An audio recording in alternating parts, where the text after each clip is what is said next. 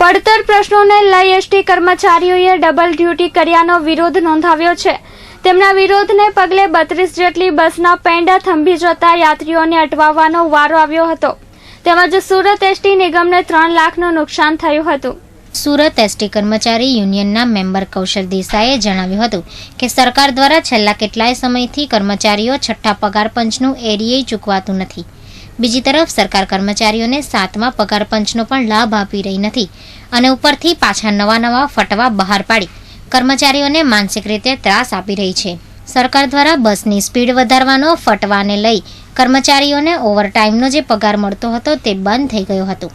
જો bus depot પર મોડી પહોંચે તો બસ ડેપો મેમો પકડાવતા કર્મચારીનો પગાર કટ થઈ જાય છે, જેના વિરોધમાં એસટી યુનિયન તેમજ કર્મચારીઓ દ્વારા ડબલ ડ્યુટી કરવા અંગે વિરોધ કરાયો હતો, જેના કારણે 32 બસના પૈંડા થમી ગયા હતા, જેને લઈ સુરત એસટી નિગમને 3 લાખનું નુકસાન પહોંચ્યું હતું। સરકાર દ્વારા હજુ અમારી માંગણી અંગે કોઈ જવાબ આપવામાં આવ્યો નથી, જેથી બુધવારે એસટી કર્મચારીઓએ પરિપત્રની હોળી કરી હતી।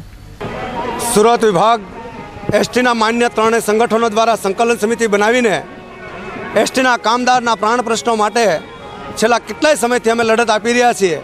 તો લડતની સામે વહીવટ મનસ્વી રીતે મનઘડિત પરિપત્ર કાઢીને કામદારનું રાત દિવસ શોષણ કરવાના પ્રયાસ કરી રહ્યા છે।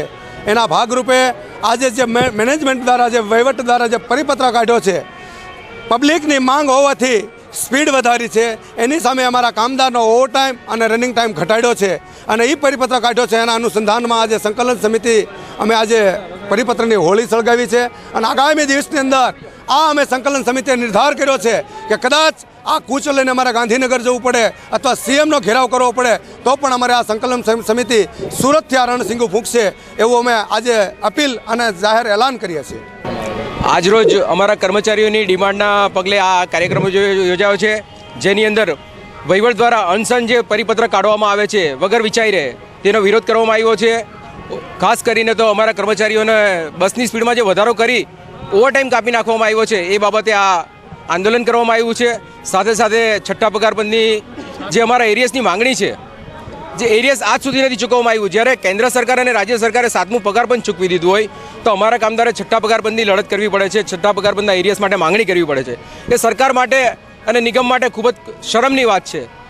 હાલમાં જ અમે 7મા પગાર પંચની પણ માંગણી આની સાથે મૂકી દીધી છે અને અમે 2 દિવસથી આંદોલન શરૂ કર્યું છે અને આ આંદોલન તબક્કાવાર આગળ વધતું રહેશે અને જો જરૂરત પડશે તો ગુજરાત એસટીના 8000 પૈંડા પર થંભાવતા અમે ખચકાઈશું નહીં। આમ વિવિધ માંગણીઓ સાથે બુધવારે એસટી કર્મચારીઓએ પરિપત્રની હોળી કરી ઉગ્ર વિરોધ નોંધાવ્યો હતો। કેમેરામેન ભાવેશ ઉપાધ્યાય સાથે બીજલ પટેલ, S24 ન્યૂઝ, સુરત।